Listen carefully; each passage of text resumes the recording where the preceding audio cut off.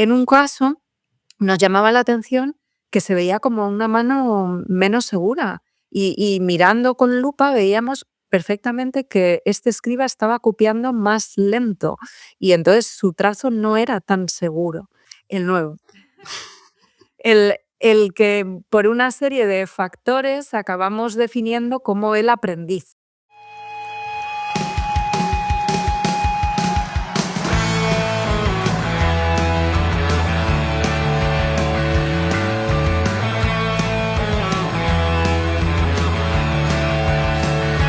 Las palomas han volado después de ponerse el sol.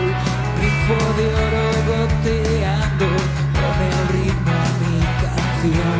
El amor pasa de largo y la fortuna dice adiós. Hola, esto es El Disfraz de Polifemo. Que la mano me leyó, que arecillo aparezco con diamantes en los dedos, un disfraz de Polifemo y un tambor.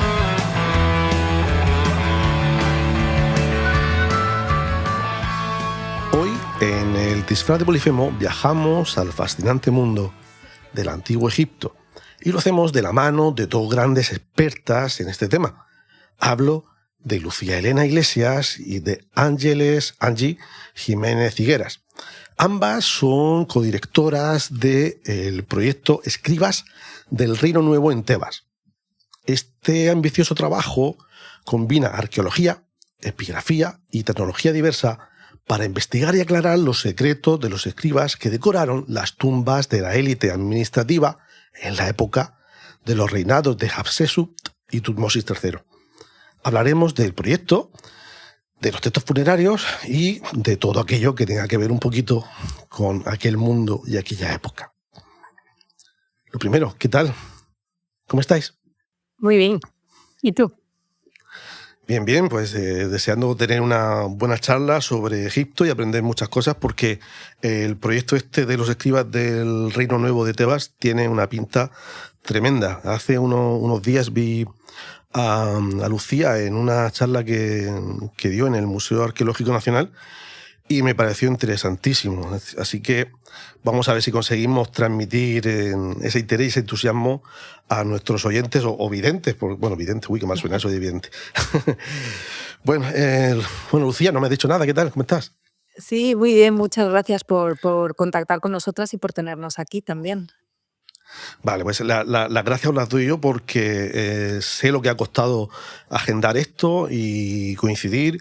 Vosotras trabajáis en una materia que los profanos admiramos mucho y que entendemos que quienes estáis implicadas en la cuestión de la egiptología dediquéis cuerpo y alma a esto, y para una cosita como esta, como un podcast de un chico de pueblo, pues es complicado agendarlo. Pero hemos conseguido agendarnos y aquí estamos. Lo primero, para empezar, creo que lo primero que necesitamos es saber, grosso modo, qué es el proyecto de los escribas del Nuevo Reino. Bueno, a ver si soy capaz de condensarlo. Es un proyecto que empieza en 2019 y es un proyecto interdisciplinar en el que participan, bueno, pues epigrafistas, arqueólogos, restauradores, fotógrafos, químicos, geólogos, arquitectos.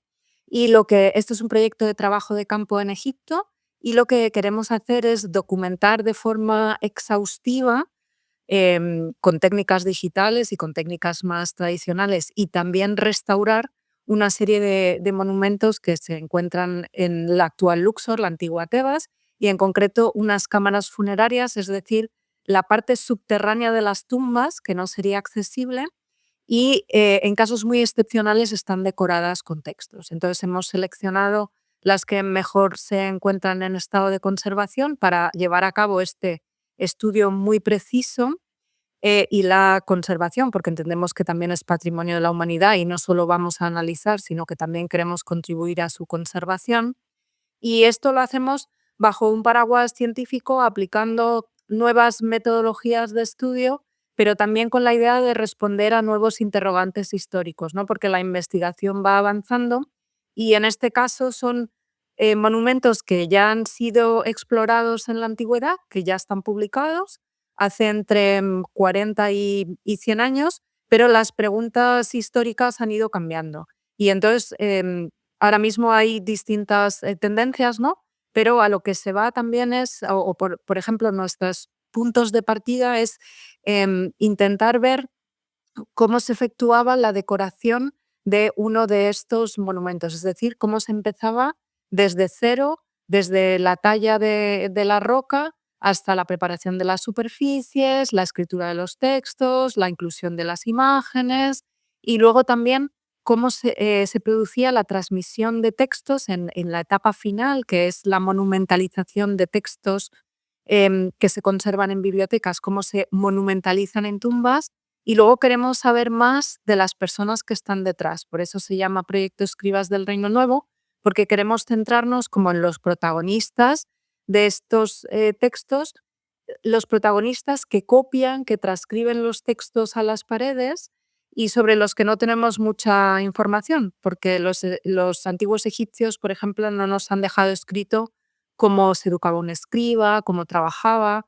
Entonces, nuestra idea es intentar aproximarnos a este grupo como colectivo, cómo era su formación, cómo estaban trabajando en cámaras funerarias y también como individuos, es decir, intentar saber rasgos de las personas individualmente, si cometen fallos, si eran, por ejemplo, un escriba aprendiz o un escriba que estaba más avanzado, incluso llegar a saber si eran diestros o si eran zurdos, o sea, hacer una investigación como prácticamente antropológica de los textos. Eso sería como a grosso modo el estudio que luego ha ido creciendo porque tiene más derivadas en distintas direcciones. Para entender en qué consiste el proyecto, deberíamos saber un poquito, movernos en la terminología y conocer palabras como epigrafía. ¿De qué hablamos cuando decimos epigrafía? Que yo tengo la tendencia de escuchar epifanía, pero evidentemente no tiene nada que ver. ¿Qué es epigrafía?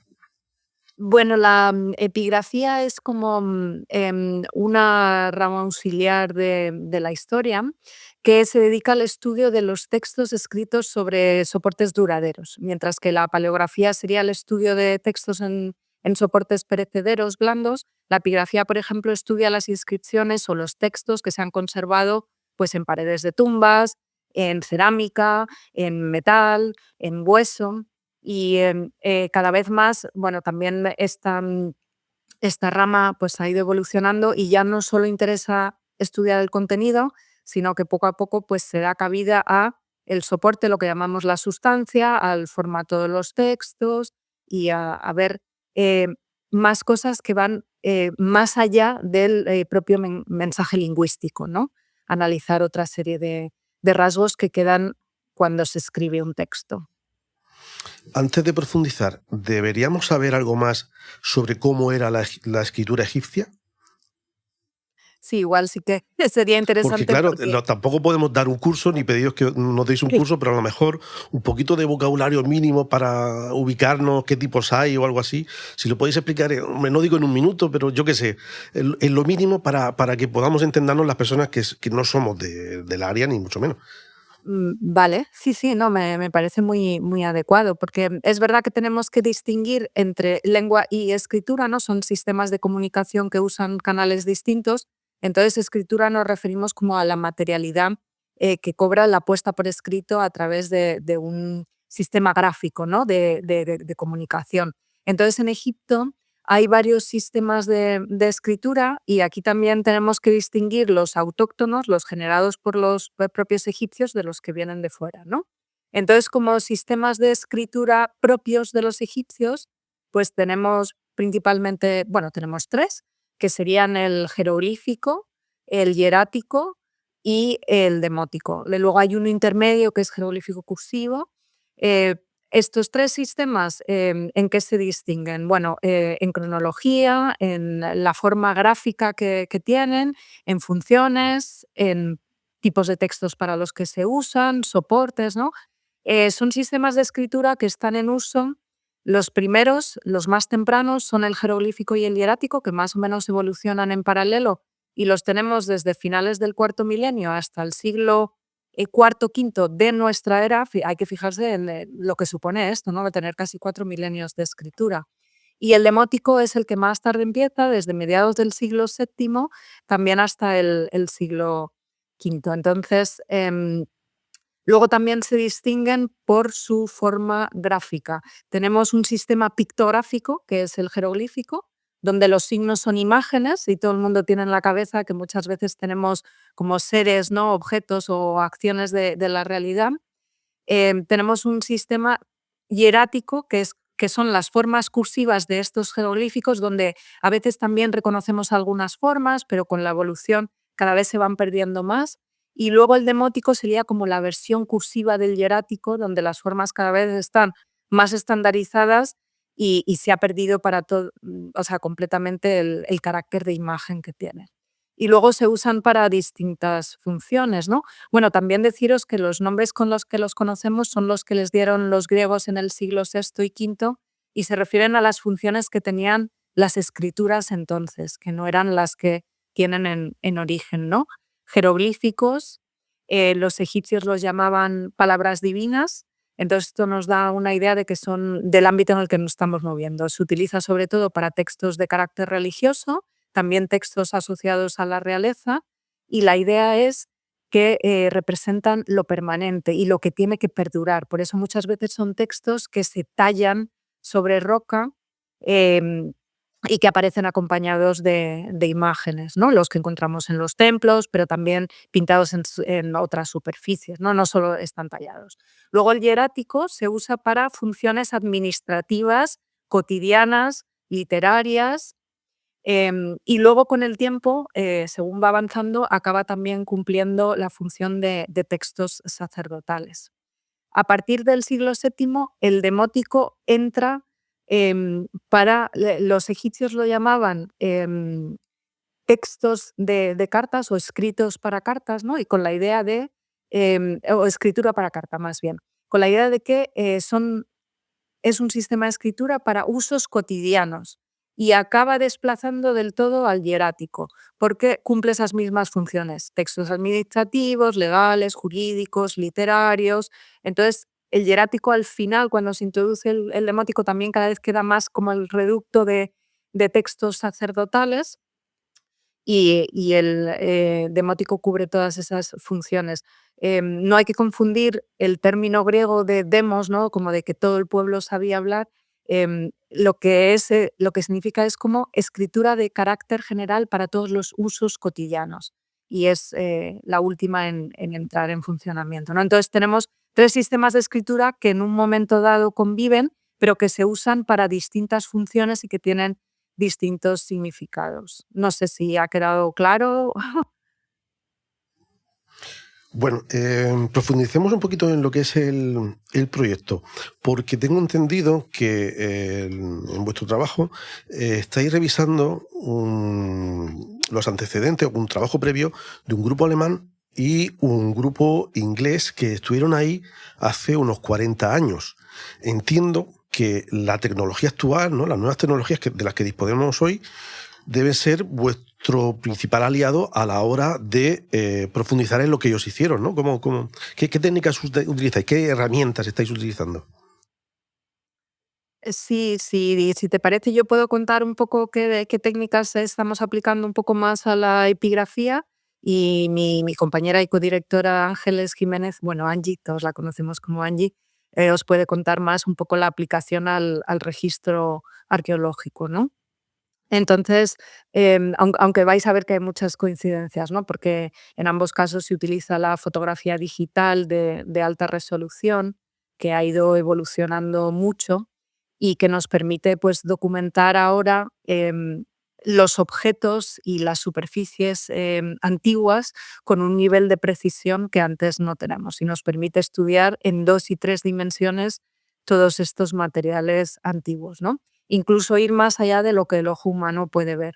Por ejemplo, me estoy refiriendo a Angie os puede contar en qué consiste la fotogrametría más adelante y, por ejemplo, para documentar las superficies escritas utilizamos fotografía de ultravioleta y de infrarrojos porque en algunas de las tumbas se produjeron incendios antiguos que han cubierto de una capa de hollín muy negra parte de la superficie, y la fotografía de infrarrojos permite como limpiar también a través de una serie de filtros y hacer imágenes en color invertido que nos permiten ir como más allá de esa capa y ver lo que hay debajo de la decoración. Con lo cual, eso nos sirve a los epigrafistas que estamos viendo los textos y a los restauradores que quieren limpiar una superficie sabiendo lo que hay debajo para no llevarse de por medio ningún texto, ¿no?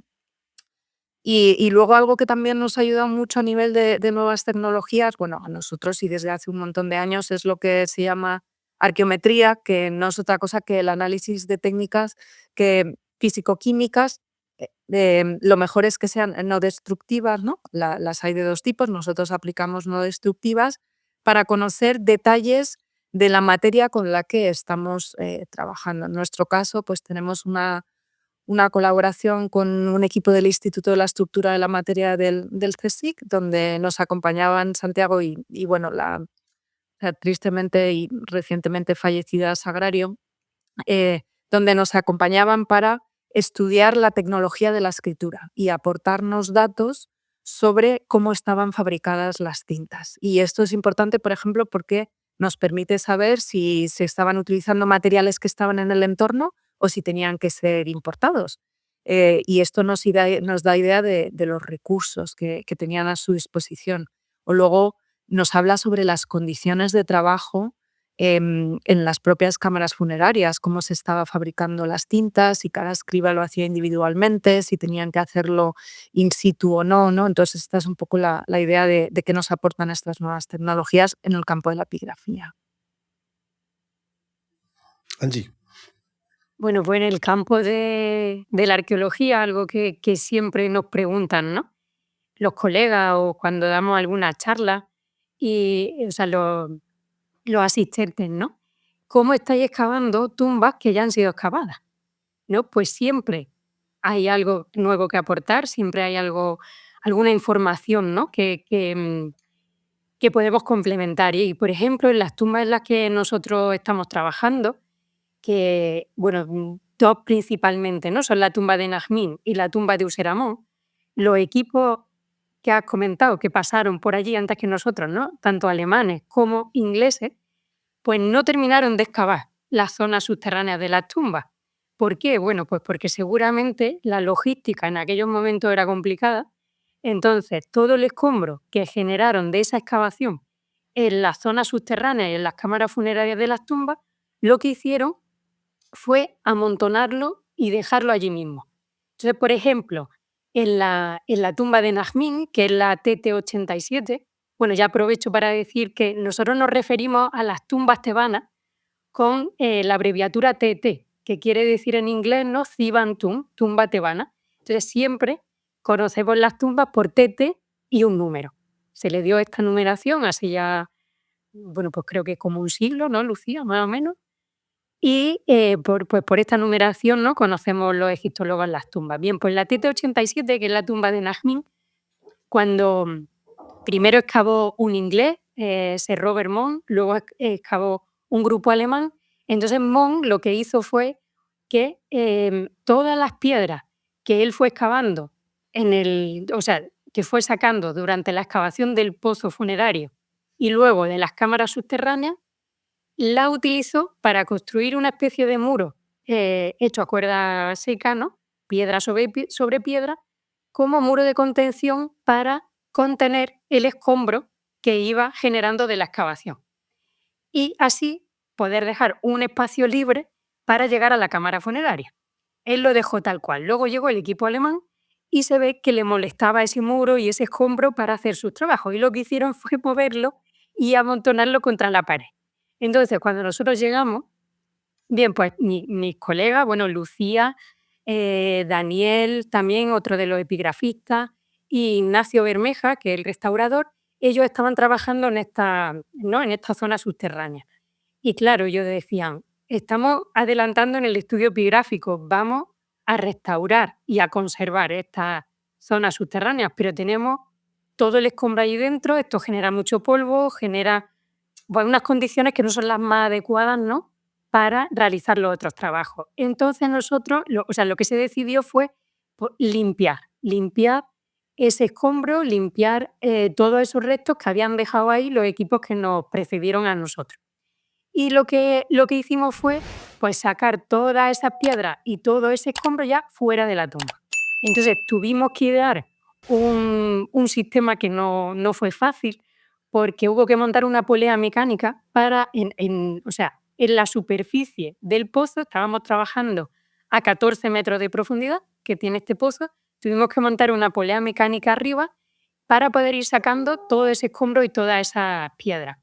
Podemos ver el antes y el después de una de esas cámaras subterráneas, cómo estaba cuando nosotros llegamos y cómo ha quedado después de la limpieza que hemos hecho, ¿no? Entonces eso, bueno, pues por un lado, en cuanto a la logística y a esa limpieza de los escombros que quedaron acumulados de los equipos que nos precedieron. Y también en cuanto a la documentación y al registro de todo el trabajo que estamos haciendo, que es la planta y la sección de la tumba de Najmín. Y bueno, esta documentación es a la que se dedica nuestro colega Antonio Gómez. Él es arqueólogo y es fotógrafo, y es el que nos ayuda a documentar y a registrar también todo nuestro trabajo. Entonces, por medio de fotografías, por medio de la fotogrametría, ¿no?, en la que se hacen cientos de fotografías antes, durante y después de la limpieza y de excavación, y lo que tenemos es casi una especie de 3D, ¿no?, para poder documentar el trabajo que estamos realizando. Entonces, pues, por ejemplo, en la planta podemos ver superpuesta el plano horizontal y vertical de la tumba y ver, ¿no?, cómo, claro, nosotros cuando estamos en superficie no podemos ver cómo y cuáles son esas estructuras subterráneas que tiene la tumba, ¿no?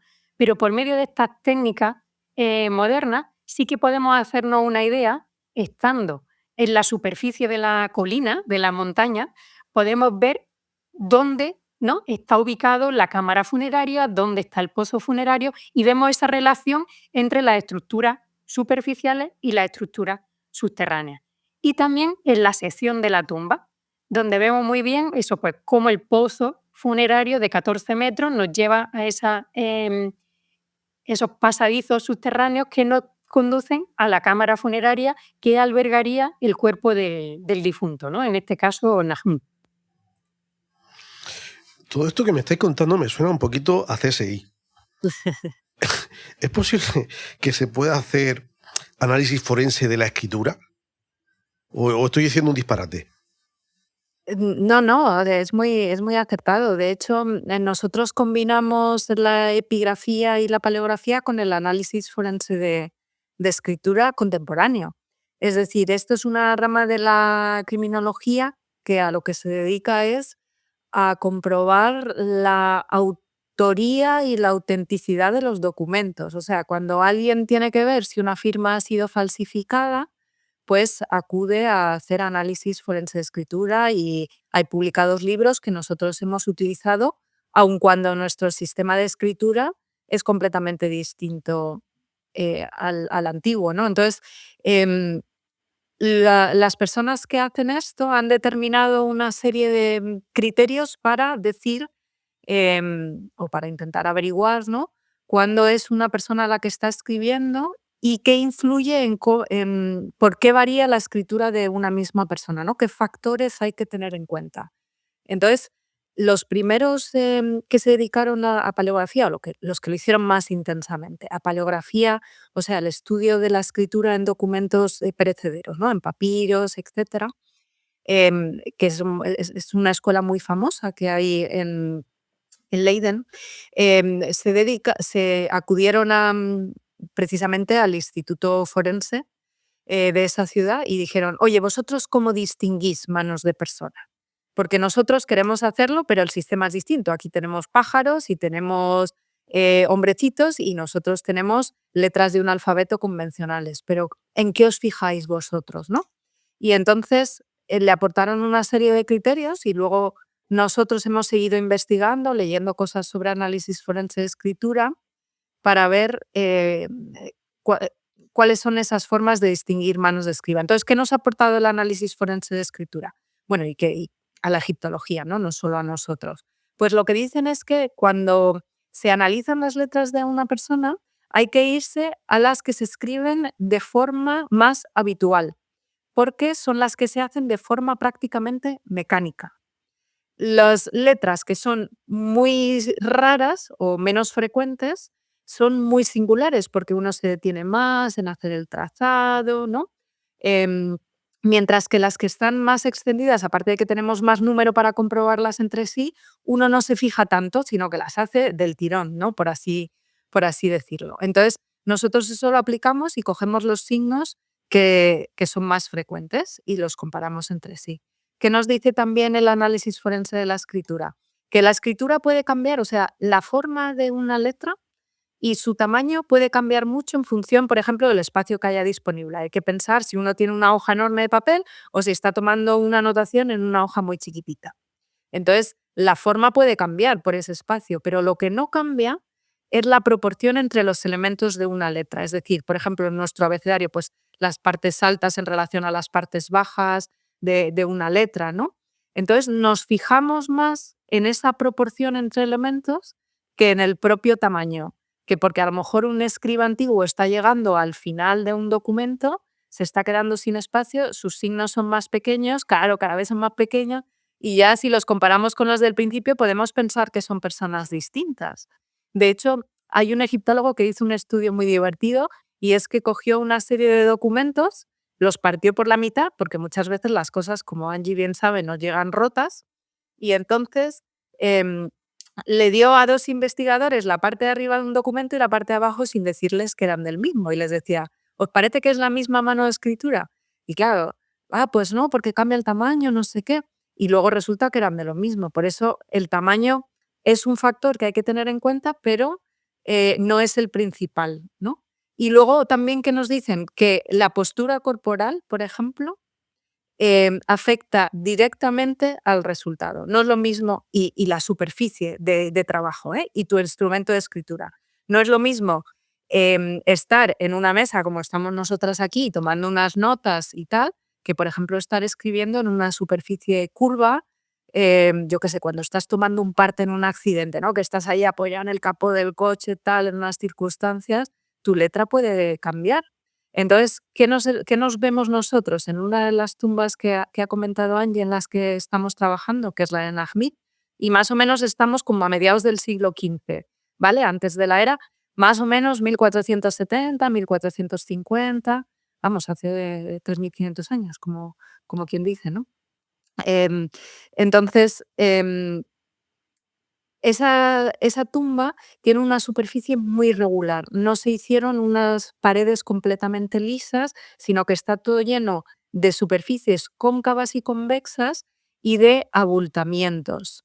Em, y eso le genera al escriba muchas dificultades. Y también hay muchos cambios de planos. Las paredes, por ejemplo, como digo, no son así, sino que en un punto son así, pasan de cóncavas a convexas.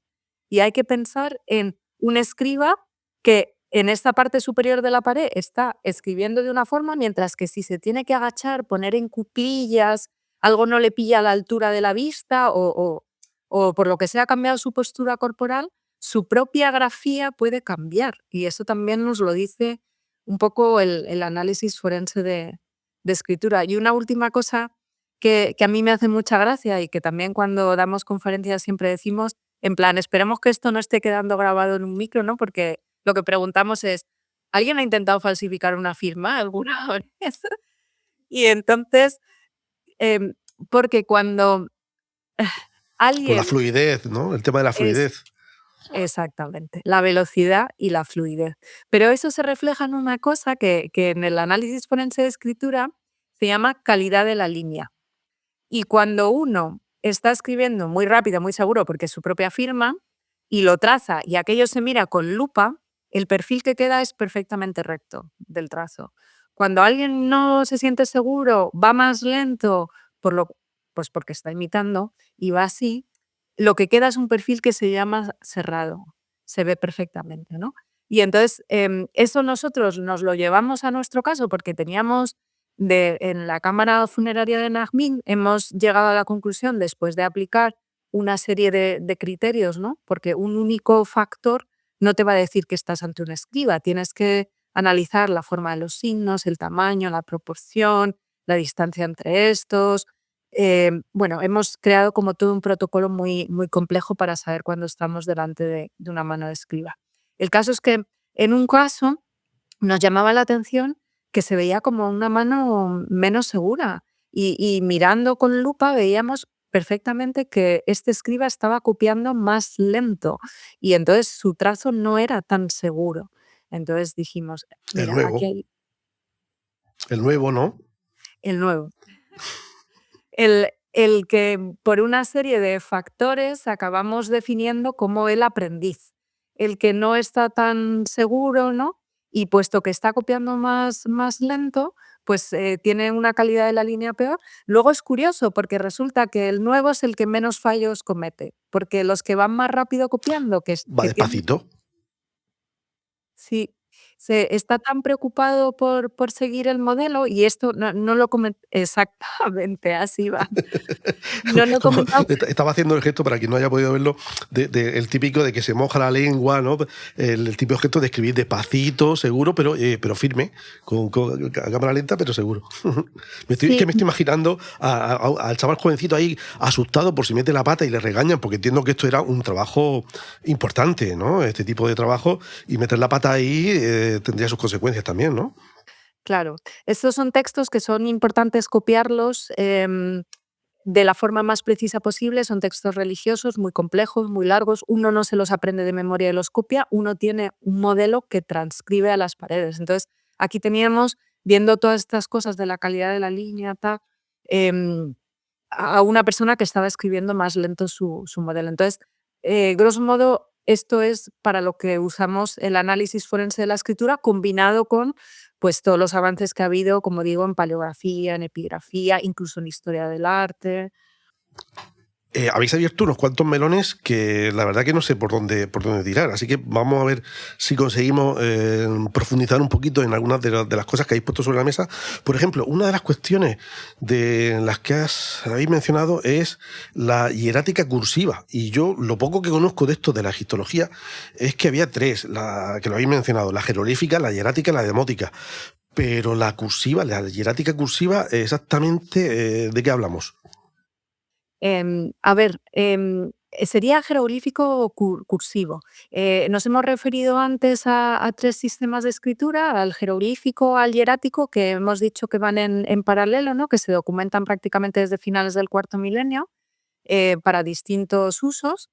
Y entre medias hay una que también empieza muy pronto y que está documentada a la par, que llamamos jeroglífico cursivo.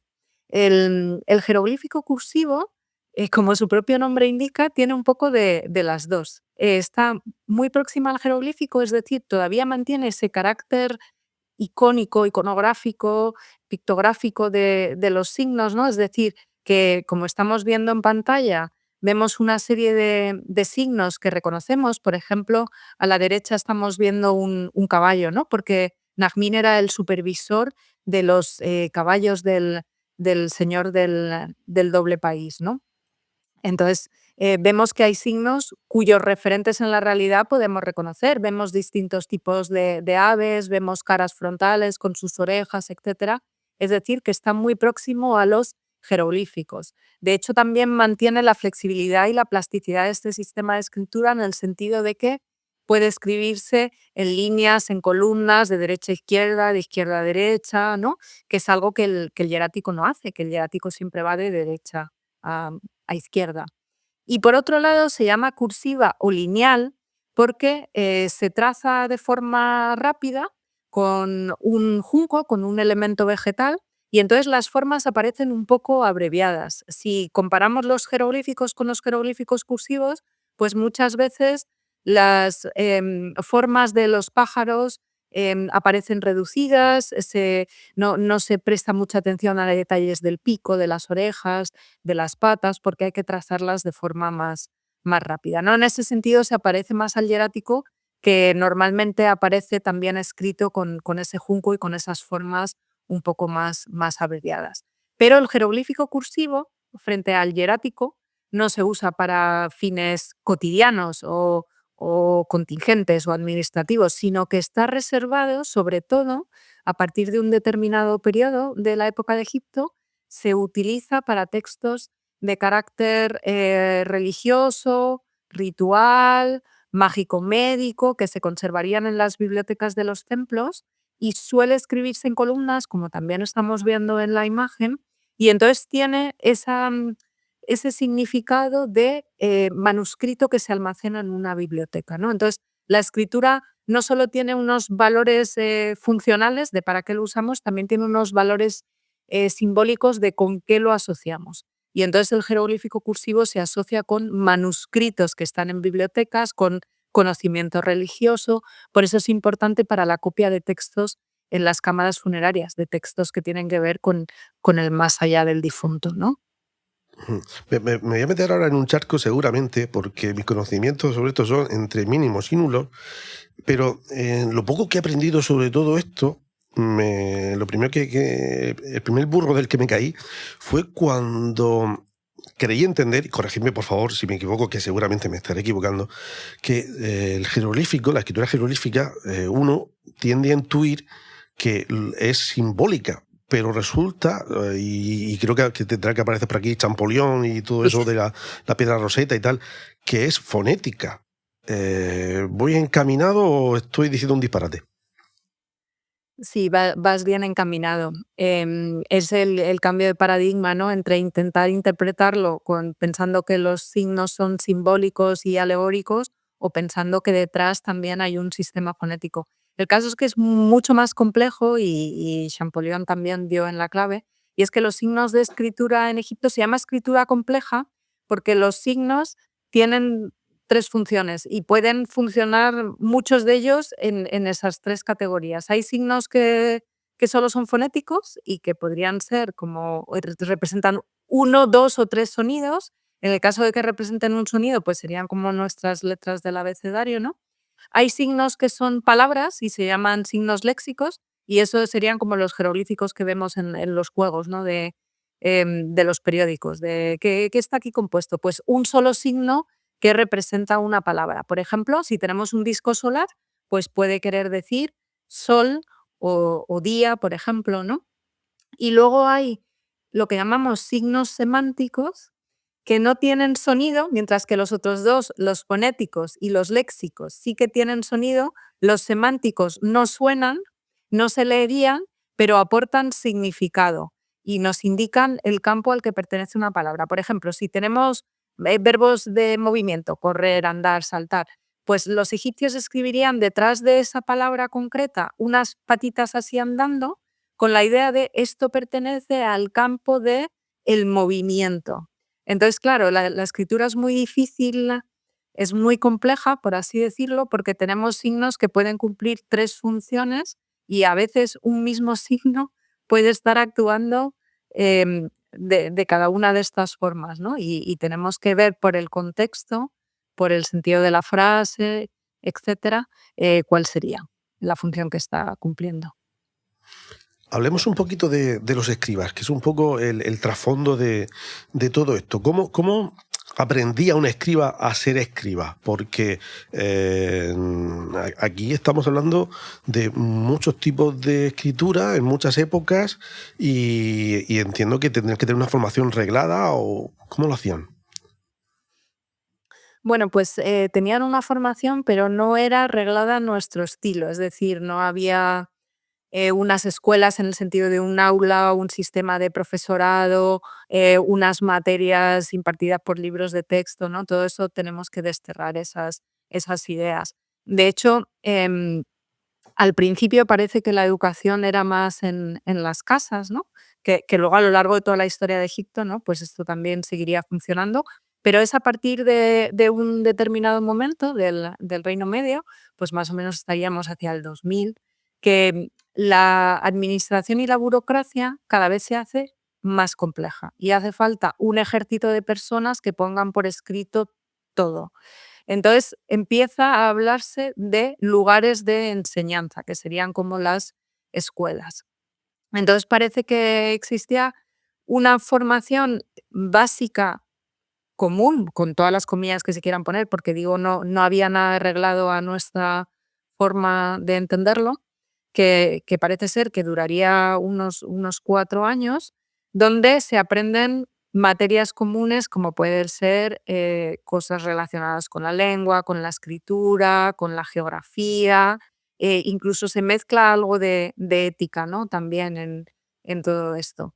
Em, y esa enseñanza básica es lo que permite luego, en función de hacia dónde cada uno quiera ir, porque habría escribas que irían a templos, a otros que participarían en la administración, otros que acabarían trabajando en la corte, ¿no? Entran en escuelas más especializadas, en los templos, en los palacios, en las distintas ramas de la administración, donde ya funcionan por un sistema de maestro-aprendiz donde aprenden a desarrollar como el oficio y donde cada vez se van especializando más. Y es una cosa muy curiosa asociada a la escritura, porque nosotros los egiptólogos siempre aprendemos desde el sistema más pictográfico hacia el que es más cursivo. Empezamos por los jeroglíficos y luego vamos avanzando hacia el hierático. Mientras que los escribas egipcios lo hacían al revés. Ellos empezaban por el hierático y solo los más avanzados llegaban a ser expertos en los jeroglíficos. Entonces, ese es un poco el trasfondo que hay. Ahora, no tenemos un manual de cómo se educaba a los escribas, entonces tenemos ejercicios que se interpretan como de escribas, tenemos referencias en textos literarios, por ejemplo, a cantar la lección en voz alta. Entonces se pensaba que muchas veces se aprendía memorizando un texto, recitándolo. Bueno, ¿quién no se sabe, no?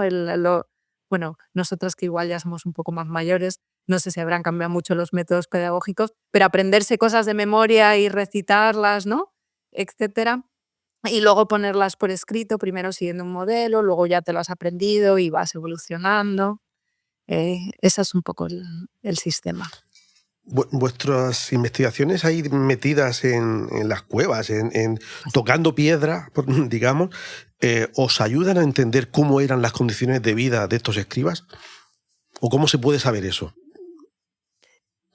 Más que las condiciones de vida, a lo mejor serían las condiciones de trabajo, en estos O de casos trabajo, sí, específicos, sí. ¿no?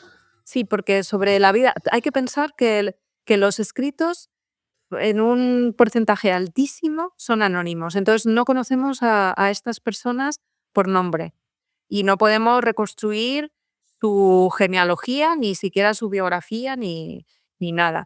Pero sí que podemos saber las condiciones en las que estaban trabajando, empezando em, porque estamos en espacios que están entre 10 y 14 metros bajo tierra, que son espacios confinados, es decir, donde no hay una ventilación, porque solo se puede entrar por un lado, donde Angie y yo, como somos chiquititas, no tenemos problema, pero uno no puede ponerse de pie eh, en todos lados. Son espacios donde el techo oscila entre el 1,60 m y el 1,80 m. Es verdad que en aquella época eh, eran más pequeños, ¿no, Angie? No sé si tienes el dato de la media de altura. 1,64 era la media. Ay, Pero hay zonas de nuestras tumbas que son un poquito más bajas, ¿eh? sí, sí. Porque O yo sea, soy que, más que- baja de 1,60 y en algunas me doy. Y hay que pensar eso, bueno, pues que son lugares donde uno no está cómodo. O sea, a un escriba le podía tocar trabajar en distintos lugares, bajo los rayos del sol, em, en un despacho o en algún tipo de oficina cubierto, con algún tipo de mesa de soporte liso o con tu faldellín estirado, ¿no? Con la postura esta de las rodillas plegadas que vemos muchas veces en las esculturas del escriba, o en cámaras subterráneas, que hay que pensar que no hay un sistema de iluminación natural, o sea, tiene que ser artificial, hay unas lámparas de aceite y esto hemos hecho experimentación y Angie también nos puede contar sobre las mechas y las lámparas, ¿no? Em, y que lo está haciendo en esas condiciones. Y además, gracias a lo que hemos estado hablando antes sobre la arqueometría y los componentes de las tintas, los químicos del equipo, Santiago y Sagrario, han sido capaces de determinar que se está usando una serie de elementos que nos remiten a las circunstancias de trabajo, porque la tinta se compone de pigmentos, una cosa que llamamos dispersantes y aglutinantes. Aquí los aglutinantes es lo importante porque es lo que marca la diferencia. Puede que la tinta sea hecha con goma arábiga o con una goma vegetal que puede derivar como si fuera la resina, las exudaciones de un árbol. Que eso funciona como pegamento a temperatura ambiente y cualquiera de nosotros hemos estado en contacto con la goma arábiga porque si alguien ha chupado un sello o una carta para pegarlo, eso es el pegamento exacto. Es el pegamento universal que con un poco de humedad se reactiva y se convierte en pegamento, vaya. El otro componente que se puede usar es cola animal. Cola animal deriva de la cocción de elementos que se desechan de los animales, pezuñas, pieles, huesos, tendones, que hay que calentarlo, pero no hervirlo, porque si lo hierves se echa a perder, para que se convierta en pegamento. Eso significa que hay que hacer la tinta in situ, que tú no te la puedes llevar hecha desde la superficie, sino que tienes que prepararla a 14 metros bajo tierra, entonces hay que pensar que allí tendrían que tener algún sistema de calentamiento que no ha provocado em, muchos humos, ¿no? Los humos que vemos son de incendios posteriores, pero que te permite poder utilizar y fabricar tu propia tinta in situ, ¿no? Entonces, esto sí que nos remite a formas de trabajo, condiciones de trabajo, eso es lo que estamos averiguando a través del proyecto. Claro, y cada maestrillo tiene su librillo, es decir, no habría dos maestros o dos escribas que hicieran la tinta igual. Entiendo que eso es un indicio claro para diferenciar quién era quién, ¿no? A la hora de distinguir a un escriba de otro, ¿no?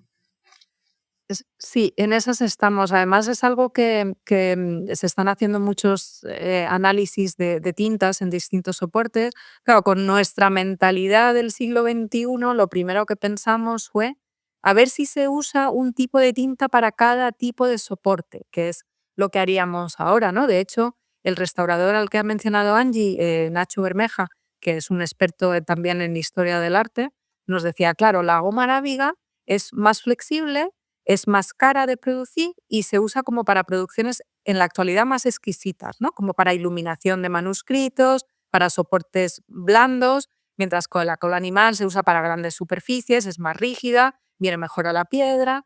Entonces, nuestra primera hipótesis de partida fue, se está usando cola animal porque estamos en las paredes de una tumba. Y cuando hicimos todo un rastreo bibliográfico con un equipo que hay detrás, allí nos acompañaba una chica que tuvimos en prácticas en el CSIC, Ana González, Em, y ella hizo todo el rastreo bibliográfico por todos los análisis que se habían hecho en pigmentos del Reino Nuevo, para teñirnos un poco al marco cronológico. Vimos que en las tumbas se estaba usando indistintamente cola animal y goma arábiga.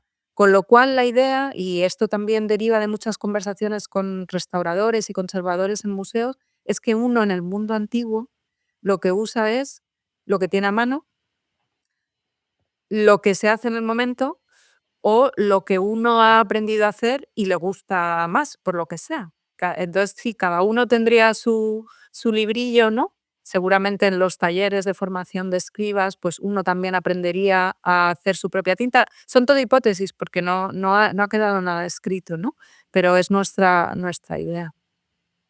Un inciso que estoy pensando es una tontería, pero para equipararlo a la actualidad. Em, Cada uno, ¿no? Escribimos con el tipo de bolígrafo que más nos gusta, ¿no? Pues está el que escribe con pluma o el que escribe con un bolivic. Pues, por ejemplo, en Egipto, cuando estamos escribiendo el diario de excavación o estamos tomando nota en nuestros cuadernos en la excavación, no puedes escribir con un bolivic. Y esto que puede parecer una tontería, con el polvo dejan de escribir, aunque el boli sea nuevo, ¿no? Entonces, o escribes con pilo, el lápiz, ¿no? Pero con lápiz también cuesta más trabajo. A mí me encanta escribir con lápiz, lo reconozco, pero allí no es muy cómodo. Entonces, yo tengo que decir que empecé a escribir con pilos en Egipto, porque bueno, la tinta, ¿no?, del pilo te permite que a ciertas condiciones, pues cuando está eso, como comentaba Lucía, en espacios confinados, que no hay buena luz, que hay mucho polvo, o cuando estás también trabajando al exterior, cuando estás bajo el sol, con un sol que es muy intenso, muy fuerte a la hora del mediodía, pues nuestras tintas modernas, ¿no?, que se supone que son de calidad y tal, pues también esto influye. O sea, que cómo no iba a influir y cómo no iba a ser diferente en el Antiguo Egipto. ¿Podéis saber cosas como si son una persona es zurda, es diestra, si es hombre, si es mujer, a partir de los trazos? Si ¿el análisis forense puede llegar a ese nivel de detalle o me estoy flipando yo un poco? No, es acertado. Podemos saber si son diestros o zurdos, porque por el orden en el que se superponen los trazos. No solo de los signos de escritura. Cuando hemos dicho que analizamos todas las marcas que quedan en las paredes, hay que pensar en que tenemos más que textos. Tenemos espacios vacíos, tenemos tintas de 2 colores, tenemos líneas verticales y líneas horizontales para cuadricular el espacio. Todo eso forma parte del texto o de la transmisión de un mensaje, ¿no? Porque todo añade significado. Y, por ejemplo, en las líneas, en cómo están trazadas el marco superior y el marco inferior, que es lo que nos delimita el espacio de escritura, pues vemos que las líneas van de izquierda a derecha, se te va desvaneciendo la tinta y vuelves un poquito hacia adelante y de izquierda a derecha. Eso lo hace un diestro. Y luego nos dimos cuenta al llegar a la zona de las esquinas que los diestros, hay que pensar una esquina, ¿no? Así, por ejemplo. Los diestros, ¿qué pasa? Que están con el codo así y tienen que cambiar a la posición del brazo así. Si os acordáis de lo que hemos visto del análisis forense de escritura, de aquello de todo cambio corporal tiene influencia en el resultado final. Por el mero hecho de que tú tienes que cambiar tu brazo, tus signos en esas columnas más próximas a la esquina ya exactamente, ya son distintos. Entonces ahí vemos que un zurdo no tendría problema en esa esquina, la tendría en la contraria. Entonces, si nos vamos a la esquina derecha de ahí, es donde vemos al diestro en acción, ¿no?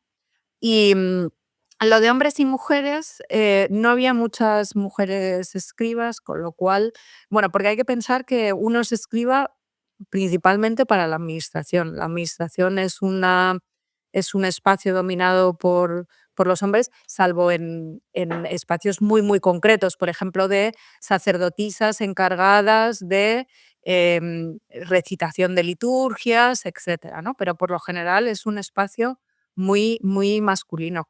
Y hay casos documentados de escribas mujeres, hay cartas que en principio se mandan entre mujeres o incluso que nos dicen, oye, un hombre escribiendo a otro, ve a casa de fulanita de tal y pídele que me escriba una carta.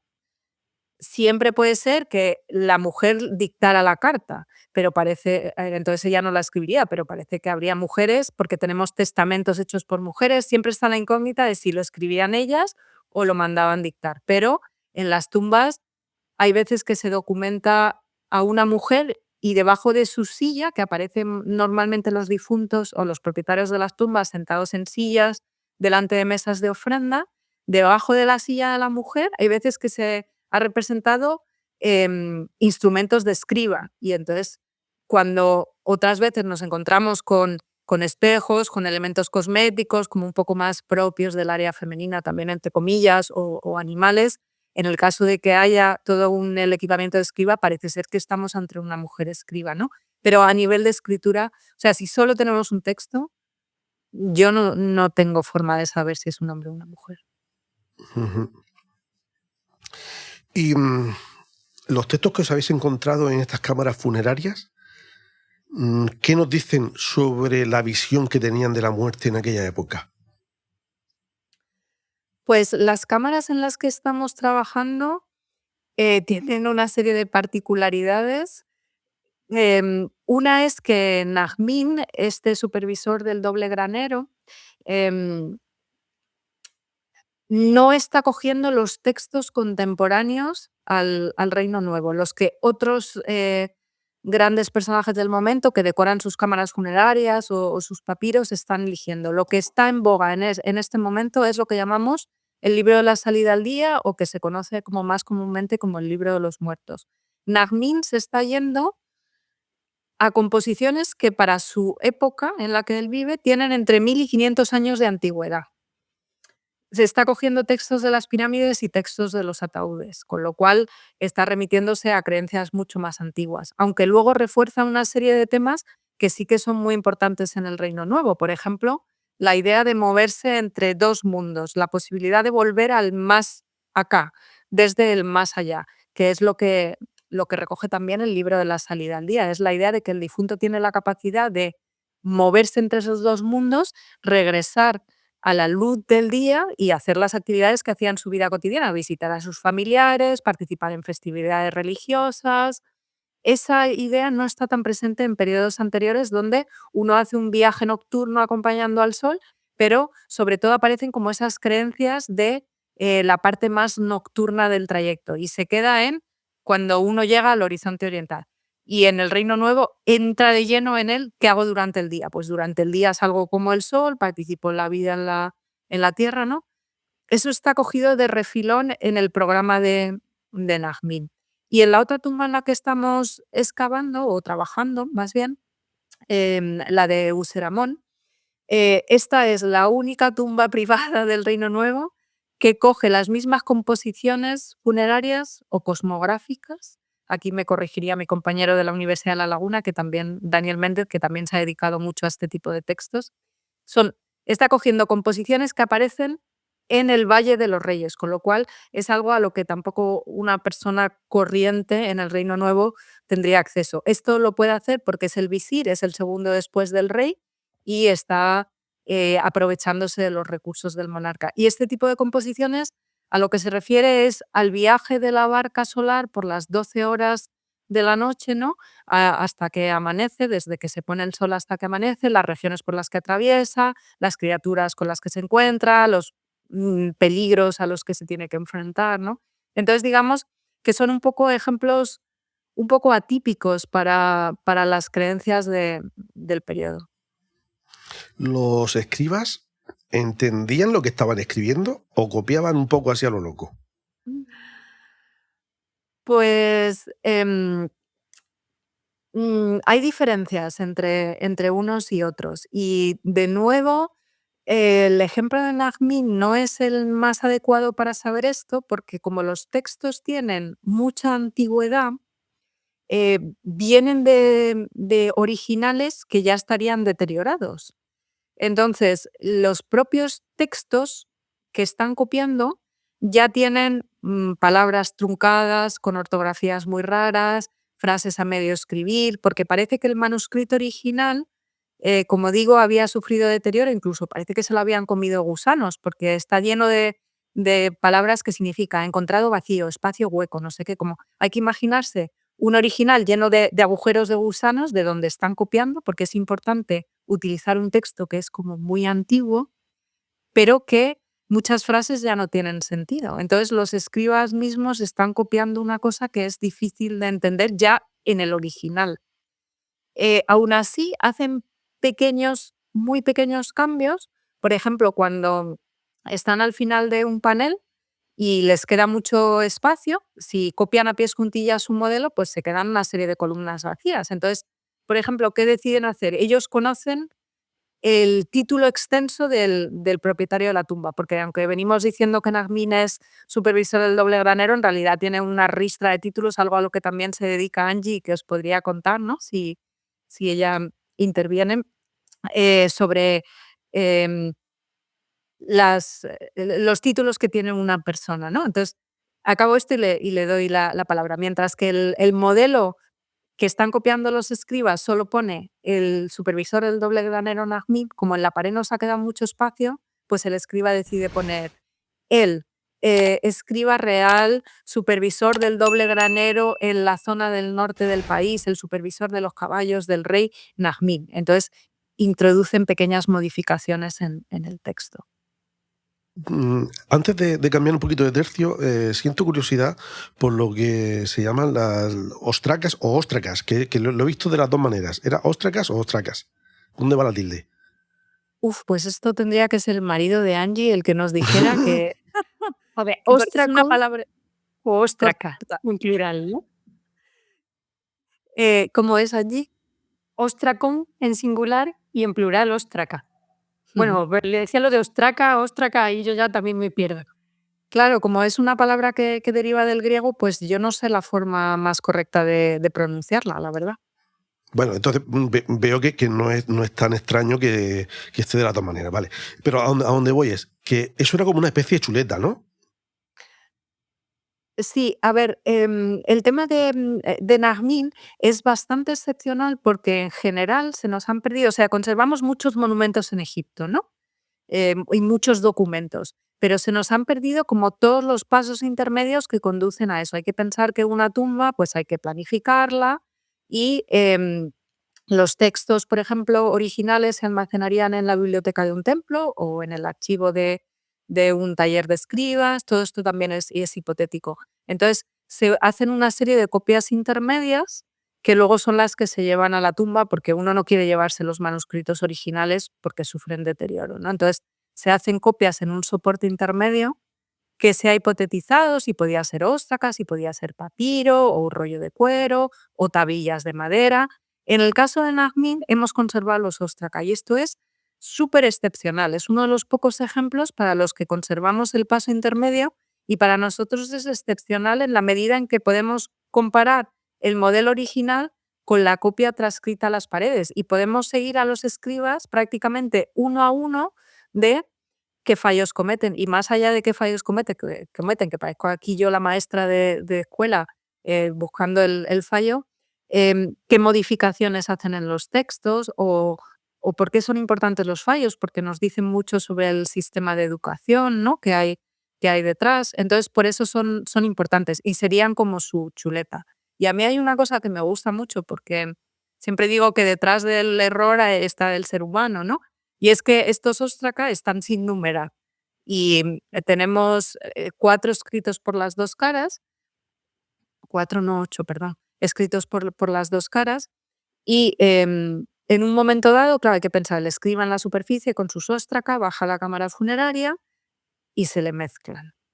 Y entonces tiene que copiar un texto que es muy largo y no lo tiene numerado. Y entonces coge uno de ellos y empieza copiando. Resulta que empieza por la mitad del texto. Luego avanza hacia el principio, luego de pronto viene el título porque está cogiendo otro modelo.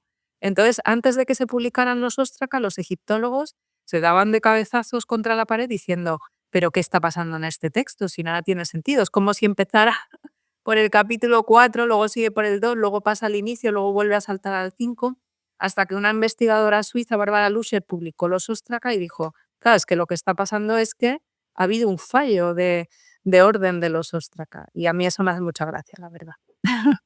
Y ahora meto yo aquí un inciso y para relacionarlo con la excavación. Bueno, no sé exactamente el número, esto Lucia lo sabrá, de los ostracas que hay en distintos museos de todo el mundo. O sea, los 8 o 7. Son 7 y uno que está tan deteriorado que se supone que tendría textos, pero en realidad no se conservó nada. Vale, pues están repartidos por distintos museos del mundo, ¿no? Se fueron publicando y tal. Pero el equipo alemán que nos precedió a nosotros en la tumba de Najmin encontró uno de un ostracón en la tumba. Entonces, cuando nosotros estábamos planificando la limpieza y la excavación de las partes subterráneas de Najmin, me acuerdo que me decía Lucía, Angie, ¿habrá algún ostracón más entre todo este pedregal que tenemos aquí?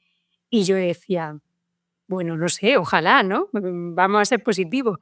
Pero si un equipo alemán, con lo cuadriculados que son los alemanes en el sentido exhaustivo y positivo, digo, a mí me extraña que se hayan olvidado algunos. Pero bueno, nosotros mantuvimos nuestra esperanza y fuimos chequeando piedra por piedra, tanto en el interior de las cámaras, ¿no?, subterráneas, como luego ya cuando sacamos todo el escombro fuera de la tumba, se volvieron a chequear y no se le olvidó ningún ostraca por allí, pero bueno, encontramos también cosas muy interesantes y lo documentamos. Sí, al hilo de lo que está diciendo Angie, mi empeño en los Ostraca era porque los que se han encontrado cubren como el 60% de los textos de la cámara funeraria. Nos falta el otro 40%. Y como es un hallazgo tan absolutamente excepcional, bueno, Angie y los obreros trabajaban con mascarilla. No te puedes imaginar hasta dónde acababan de polvo de limpiar cada una de las piedras que iban saliendo para ver si encontrábamos algo más. El estudio de estas cámaras funerarias nos dice algo sobre cómo estaba organizada la sociedad, la administración, etcétera. Bueno, el tema de la administración de la sociedad y tal, ¿no? O sea, la información que podemos sacar con el estudio de las tumbas tebanas es un tema complejo.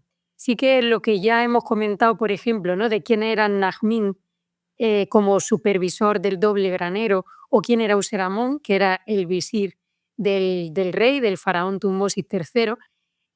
Estamos hablando de estos dos propietarios de tumbas tebanas, ¿no? Como nobles de la alta clase tebana en ese momento, ¿no? Sobre, como decía Lucía, 1470-1450 a.C. aproximadamente. Pero ya entrar en otras esferas, ¿no? De la administración y de la sociedad sería complicado. Sí que nosotros estamos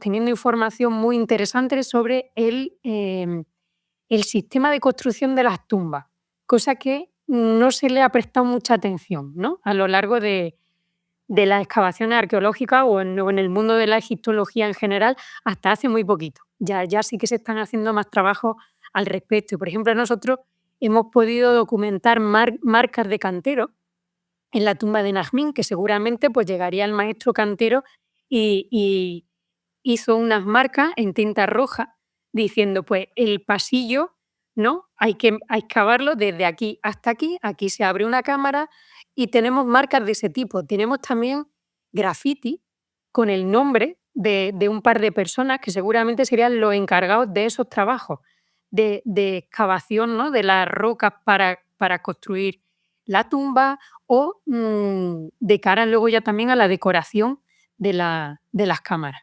A Najmín le sucede su hijo también como supervisor del doble granero.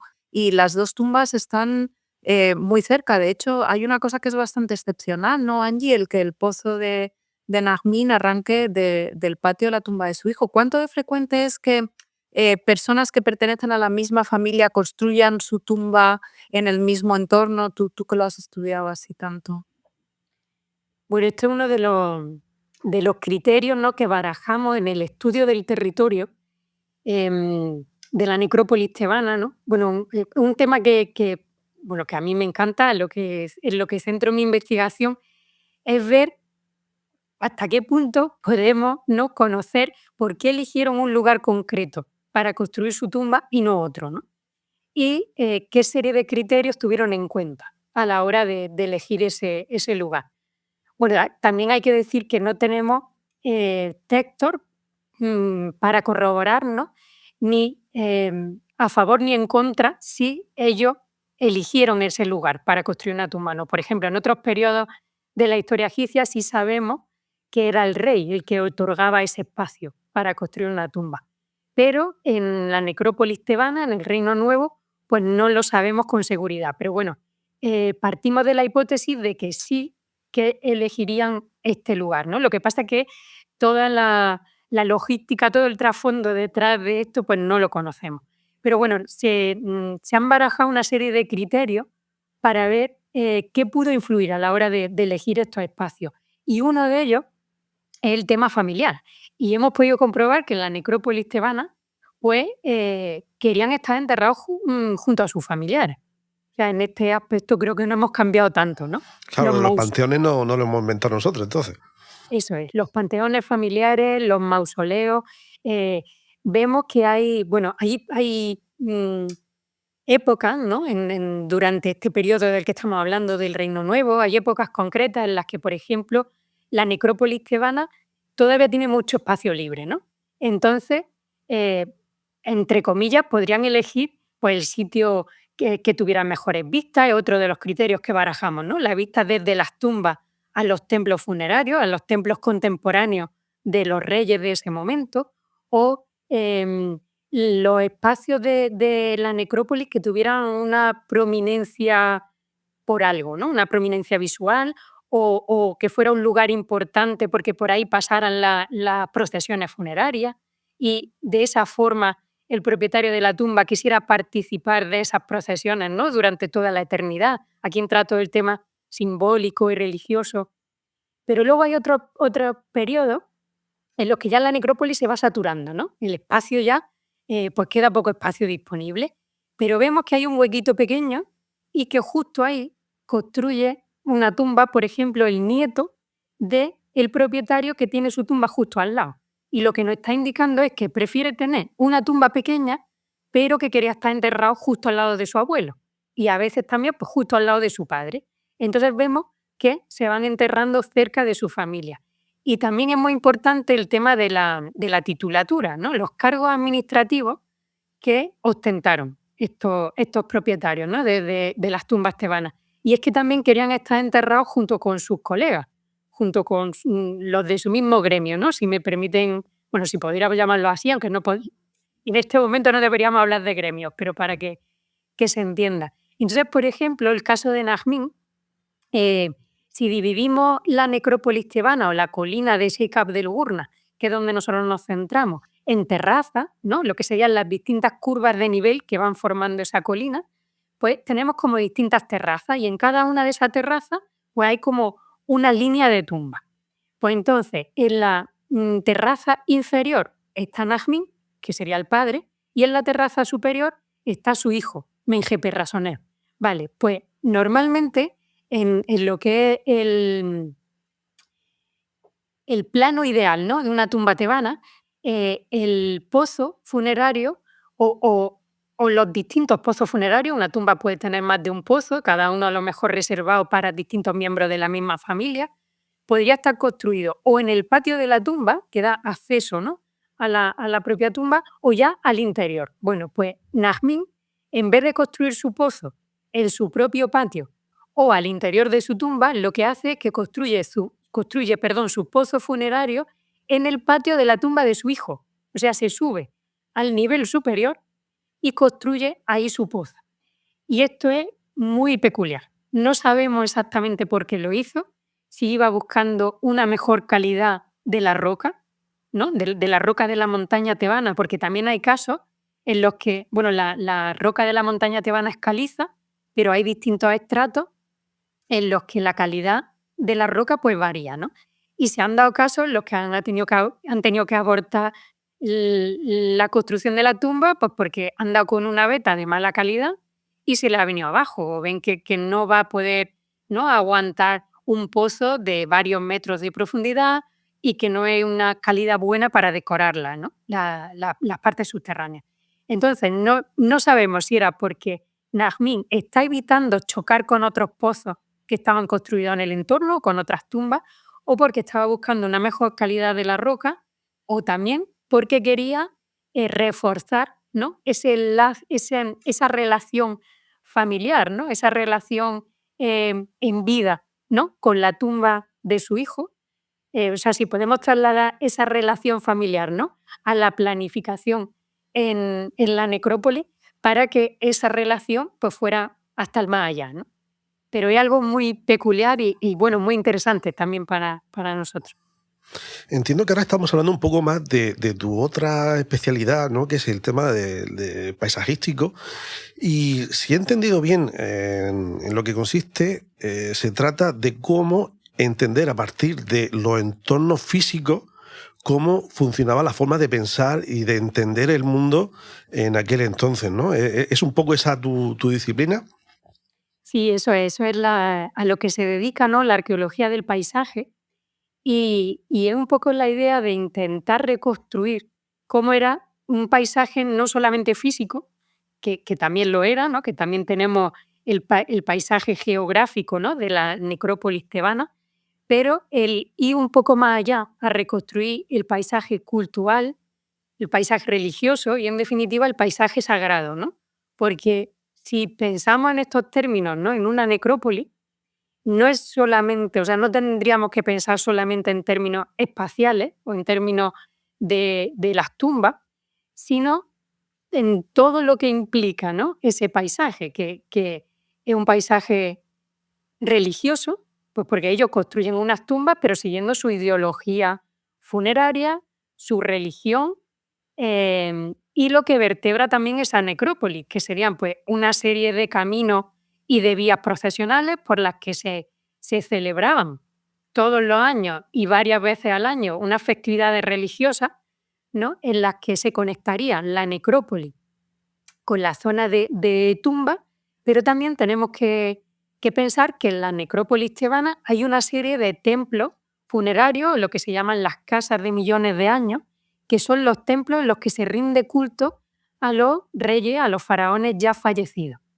¿no? Y aquí, bueno, entra también la idea de que, o sea, tenemos que pensar que los reyes construyen sus tumbas en el Valle de los Reyes o en el Valle de las Reinas, ¿no? En el caso de los príncipes, princesas y reinas, y a esas tumbas no se tenía acceso.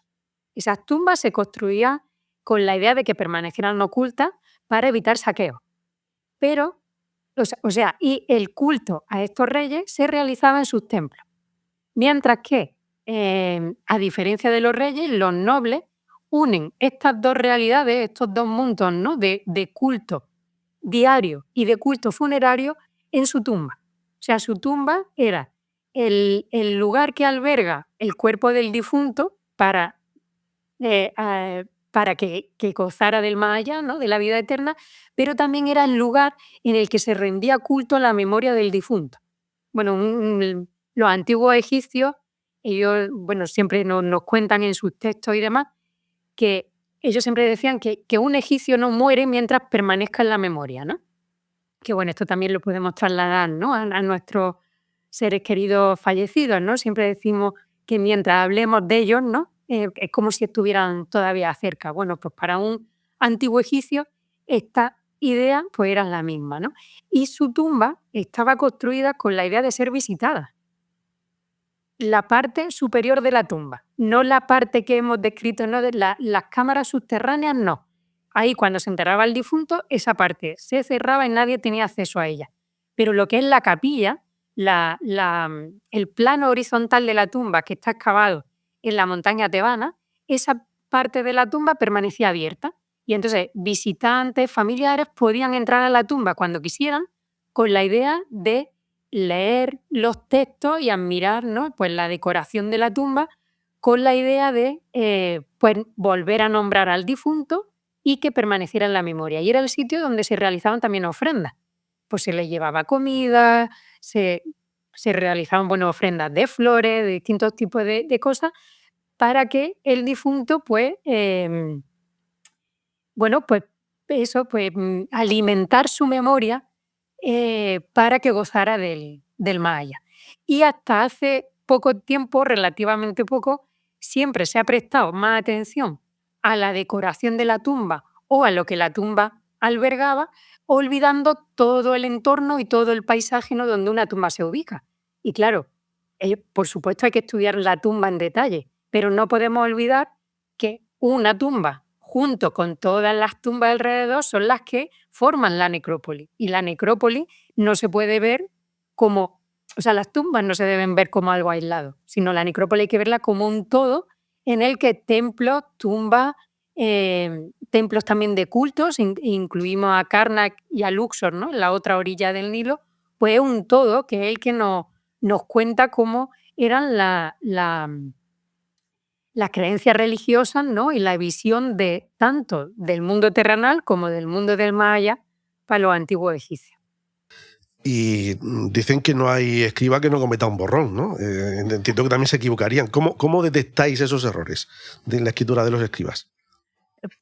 Pues hay varias formas en las que los escribas corrigen, incluso nosotros mismos nos distinguimos por cómo corregimos y eso nos sirve para distinguir manos de escriba. Por eso que intentamos siempre aunar presente y pasado, ¿no? Por ejemplo, hay gente que es como muy exhaustiva y borra muy fuerte y deja un manchurrón, y hay gente que es menos precisa y a lo mejor borra así como muy ligeramente y se ve el signo que ha borrado. Y eso mismo vemos en las cámaras funerarias.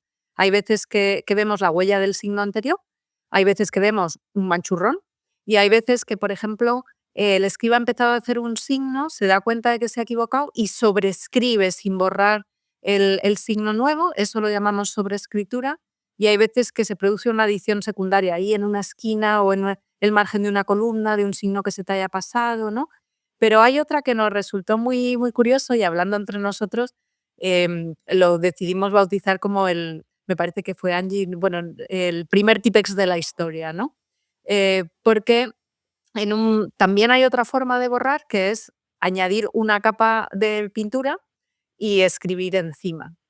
Eh, ¿Qué pasa? Que en la cámara en la que se hizo esto, en la cámara de Useramón, se produjeron unos incendios en época antigua y los distintos materiales han respondido diferente a la oxidación de las partículas por el humo, al ennegrecimiento y precisamente las capas que tenían Tipex, porque tenían otra serie de componentes que lo que había debajo se ha oscurecido mucho más que lo que hay en el entorno. Entonces, lo que en la antigüedad pretendía no ser visto porque era un fallo al que se le había dado una capa blanca de Tipex, ¿no? Y se había corregido encima, por efecto de esos fuegos ha envejecido peor. Y entonces ahora se ve un manchurrón que lo primero que hicimos fue decir, ¿y aquí qué ha pasado, no? Y con ayuda de las ciencias de la materia, porque lo que pretendemos es que haya colaboración, ciencias humanas, ciencias de la materia, pues les preguntamos a los químicos y qué componentes había aquí, ¿no? Y son los que nos dieron la respuesta. Pues llevamos ya un buen ratito hablando, pero no me gustaría terminar sin conoceros un poquito mejor. Es decir, no quiero dejar de saber qué os hizo amar la egiptología y las ciencias afines, que son las que os han llevado a estar ahí en Tebas con el pico y la pala sacando cosas. ¿Cómo llegasteis ahí? ¿Quién se anima? Venga, empiezo yo.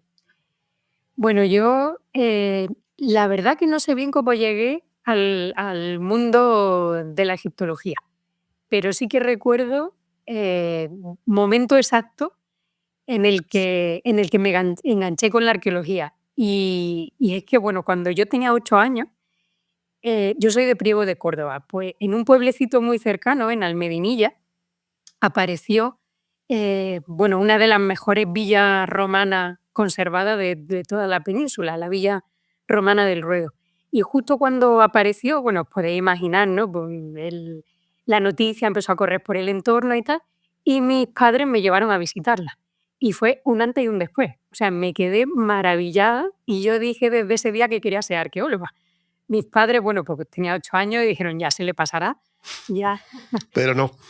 Pero no, para bien o para mal, soy muy cabezona, ahí me enganché y bueno, pues empecé bueno, desde antes de estudiar la carrera y tal, yo ya empecé a colaborar en distintas excavaciones, me acuerdo que estos amigos de la familia y demás siempre me regalaban pues libros, revistas, ¿no? Y ahí también empecé a leer de Egipto y, y bueno, ya cuando empecé la carrera, empecé a especializarme en arqueología. Bueno, tanto Lucía como yo hicimos la licenciatura de Historia, porque en nuestra época pues todavía no estaba el grado de arqueología y en España no existe, ¿no? No existía en aquel momento los estudios de egiptología, pero Egipto era mi pasión y cuando terminé la licenciatura de Historia, que yo la hice en Granada, aquí en la Universidad de Granada, estuve trabajando como arqueóloga en la empresa privada y tal un tiempo y después ya me fui a Inglaterra donde hice máster y doctorado en egiptología. O sea que me viene desde muy pequeña el tema de la arqueología. De Egipto no recuerdo bien tanto cuándo, pero también ha sido siempre como, bueno, pues mi pasión. ¿Y Lucía? Pues yo no recuerdo la edad, pero igual estaba próxima a la que ha descrito Angie. Mi madre siempre me dice que me recuerda cuando estábamos visitando Ampurias, cogiendo el plano y diciendo, yo guío. Y me encantaba todo lo que tuviera que ver con piedras, con imaginarme cómo se había vivido en otra época, ¿no? La verdad que siempre me fascinó el mundo de de la arqueología y del mundo antiguo. Y en la carrera, bueno, pues tuve la suerte de tener a una profesora que era increíble, Covadonga Sevilla Cueva, también que en paz descanse.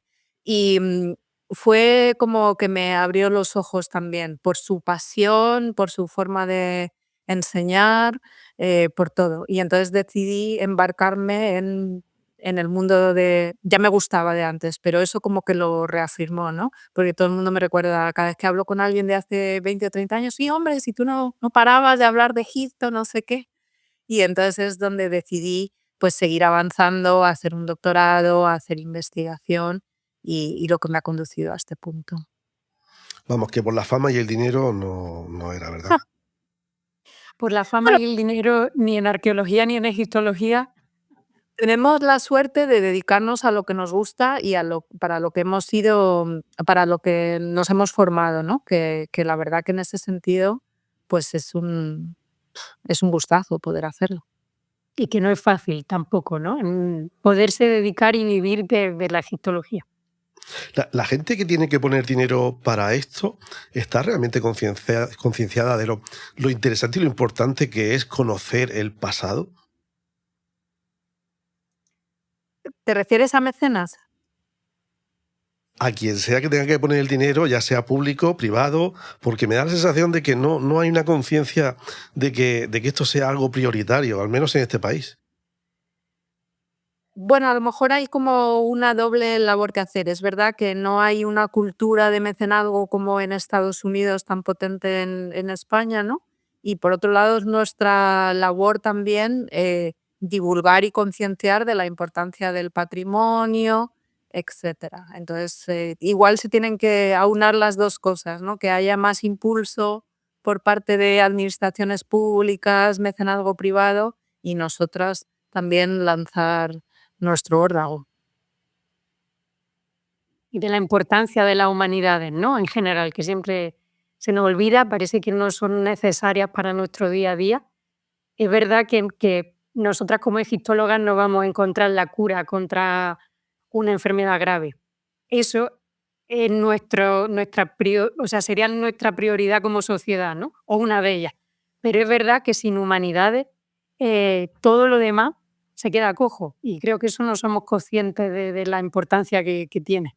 Bueno, no sé, la ciencia muchas veces avanza a golpe de serendipia.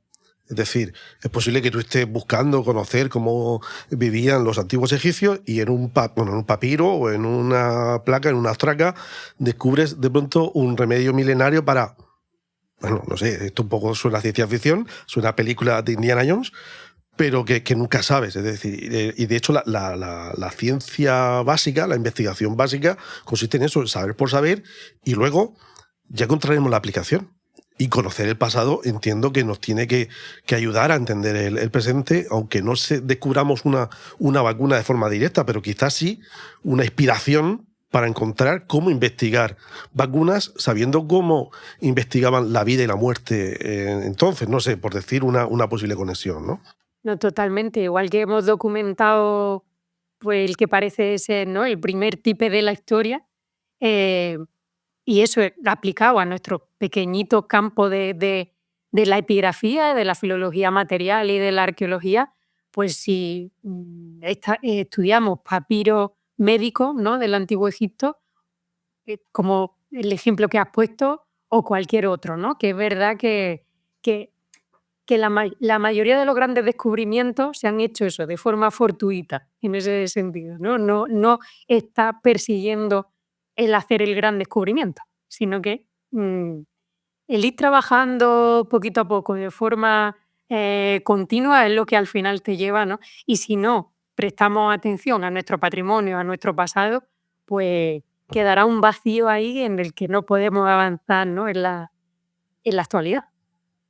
Para terminar, ¿cuáles serán los próximos pasos de vuestro proyecto, el proyecto de los escribas de Tebas, teniendo en cuenta que entiendo que es un proyecto relativamente reciente, ¿no? ¿Qué es lo próximo que veremos? Si es que se puede contar, claro. Bueno, lo próximo está en el horno, ¿verdad, Angie? Que la idea es irnos entre final de enero y principios de febrero para trabajar en Egipto. Contamos con patrocinio público y privado y nos vamos a centrar en una de las cámaras porque en la otra ya ha terminado el trabajo y están todas las vías que iniciamos hace unos años abiertas. Hay que acabar la documentación, hay que acabar de estudiar todo el registro arqueológico, hay que acabar de documentar a los escribas. Para que te hagas una idea, si en Najmín hemos encontrado a 3 escribas, en Useramón, que era el visir, y esto nos habla de unos recursos diferentes, hemos descubierto 7 manos de escriba, ya. Entonces, tenemos que afinar porque los textos son mucho más pequeños, más complejos, cómo se organizaba el trabajo en esta cámara funeraria, ¿no? Hay mucho que hacer en restauración y conservación, porque desgraciadamente en los años 60, principios de los 70, pues sufrió un expolio y entonces parte de la decoración quedó destruida, pero a los pies de uno de los muros, y tenemos un puzzle gigantesco que hemos empezado toda la reconstrucción el año pasado y lo estamos remontando y devolviendo a las paredes. Hay muchas vías abiertas para la siguiente campaña, si Angie quiere complementar.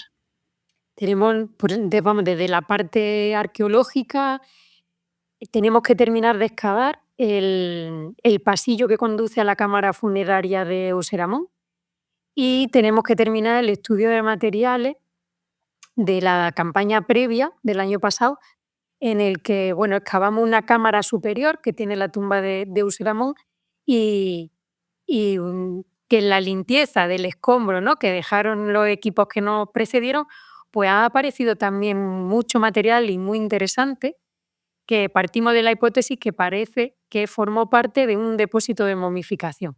Entonces, pues tenemos ahí numeroso material que prometedor y tenemos que terminar su estudio. Así que febrero, parte de enero, febrero y marzo estaremos por Luxor y aprovechamos para deciros también que estamos en redes sociales. Podéis seguir nuestro trabajo en Facebook, Twitter, X e Instagram, y cada día de las campañas, cuando estamos allí en Egipto, pues solemos colgar algún vídeo, fotos y también os contamos de forma breve, ¿no?, en qué tenemos entre manos. Así que esperamos que nos sigáis y que nos dejéis también algún comentario por ahí, que siempre se agradece. Pues Lucía, Angie, muchísimas gracias por haberos asomado hoy a la ventana del disfraz de Polifemo. Creo que hemos aprendido un montón sobre egiptología, al menos yo, porque partiendo de lo poco que sé, pues evidentemente tenía mucho que aprender, que hay muchísimo terreno donde poder explorar, como habéis apuntado sobre próximas exploraciones, y los que queremos aprender un poquito más como meros aficionados, pues a ver si en otra ocasión, el año que viene, entiendo ya, porque esto lo estamos grabando a finales de 2024, pues os vuelvo a engañar un día y profundizamos tanto en vuestro proyecto como en cuestiones más generales, ¿no? Porque la idea inicial de este programa era hablar de generalidades de Egipto, pero al final terminamos hablando de vuestro proyecto, que, demonios, es súper interesante, y digo, no, vamos a hablar del proyecto este, que tiene muchísimo, y aún así nos hemos dejado, aquí tengo unas cuantas hojas con el guión que había preparado y no hemos llegado ni al 30-40%, o sea que desde aquí os emplazo a un futuro próximo, y como se está grabando así, saco el compromiso medio de la fuerza para que en un tiempo, cuando tengáis la agenda un poquito disponible, que entiendo que es muy complicado en vuestro caso liberar fechas, hagamos una segunda indictona. Yo me lo he pasado muy bien, he aprendido, y si todos aprendemos y vosotras divulgáis y os lo paséis bien, que esa es la idea también, que nos lo pasemos bien entre todos, pues fantástico sea. Muchísimas gracias. Gracias a ti, Juan Carlos, por contar con nosotras, por invitarnos y creo que tanto Lucía como yo, a ninguna de las dos nos gustan mucho las cámaras, pero yo tengo que decir que está muy a gusto, que me he sentido así entre familia y que ha sido un placer, que muchísimas gracias, y cuando quieras, pues que cuentes iba a decir con nosotras, creo que sí, ¿no, Lucía? Cuenta conmigo.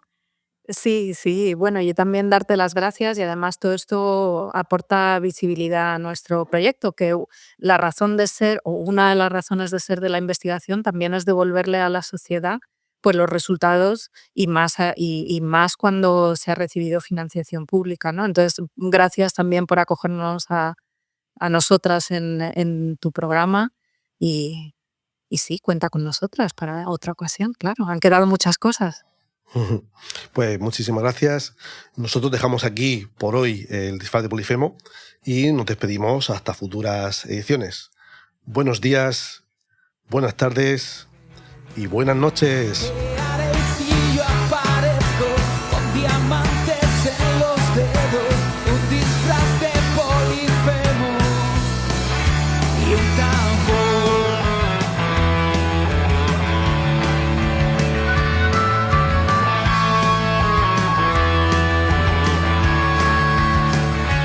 Sé que la vida es sueño, ya lo dijo Calderón, sea sueño, pesadilla.